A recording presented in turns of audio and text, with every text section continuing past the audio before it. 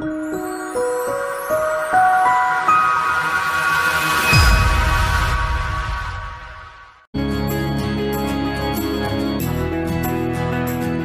to Hospitality Property School.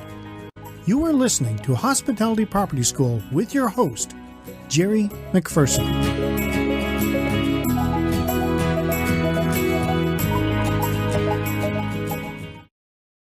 Welcome to another edition of Hospitality Property School. I am your instructor, and today I'm going to look at setting up short-term and long-term goals for your hospitality property. Your hospitality property, your hotel, resort, inn, or bed and breakfast needs direction, and it's up to you to choose that direction by setting goals. Long-term goals can be a great motivator for self-improvement. They give you purposes that you can strive to accomplish. Some of these goals might be far-off dreams, probably the ones that inspired you to open your property in the first place. Short-term goals can allow you to stay on track toward attaining your eventual long-term goals.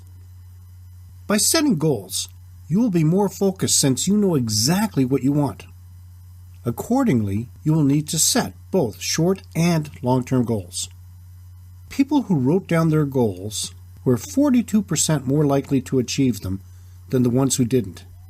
Telling a friend increases this rate to 78%.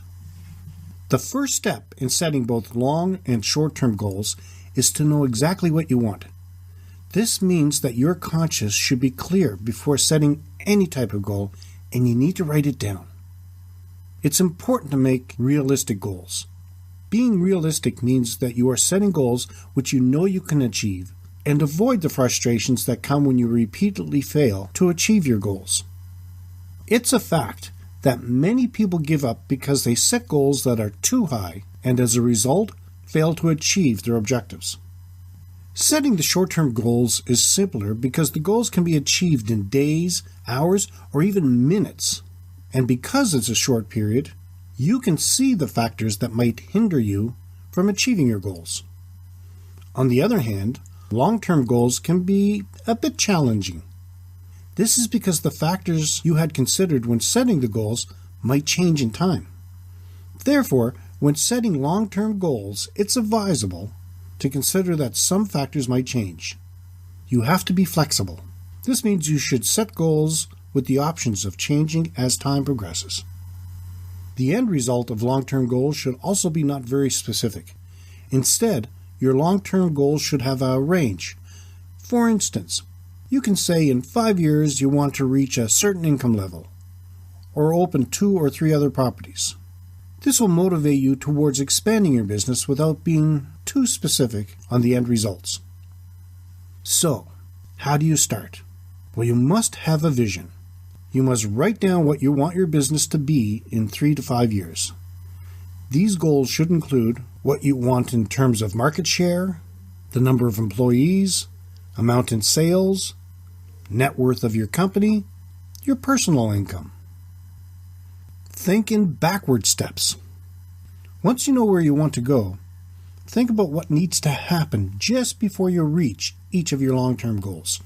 For example, if you want to achieve room sales of $1 million, before that you have to determine what you need to achieve to reach $750,000 in sales, and then keep working backward to present day, setting up dates for each step. Categorize your steps. Once you have all your steps, place each chain of steps into categories. Some will relate to sales, others to profits, others to expansion, and others to advertising and marketing. You need to find exclusive categories that relate to your specific operation. By categorizing the steps, you can relate them to your existing business practices. Create objectives. You should create objectives for each aspect of your business operation based on the categorization of your steps. Objectives are the stepping stones on the path, and the vision is the destination.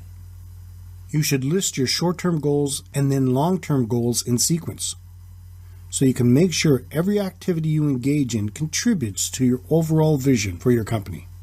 Remember, You should make a habit to write down your goals every day, as it makes them even more compelling. By setting goals by itself isn't enough. You have to follow up with action to make that goal a reality. That is where most people fail. In conclusion, so there you have it, a basic guideline to help you get started with short-term and long-term goals, including having a vision, thinking backwards, categorizing, and creating objectives. If you have any stories about setting up short-term and long-term goals for your hospitality property and would like to share or have any questions or feedback, leave them in the comments section of the show notes. You can find them at keystonehospitalitydevelopment.com/KHDC092. Well, that's it for today's session of Hospitality Property School.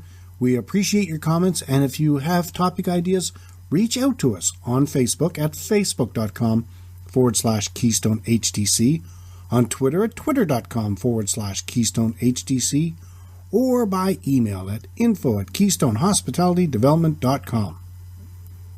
Let's continue to work together to put more heads in your beds. Until next time, have a fun day. This session of Hospitality Property School has come to a close. Be sure to subscribe so as not to miss any hospitality property tactics and strategies that will help you find the success you have always dreamed of. And don't forget to rate and review so we can continue to bring you the best content possible. We will see you next time, right here in Hospitality Property School.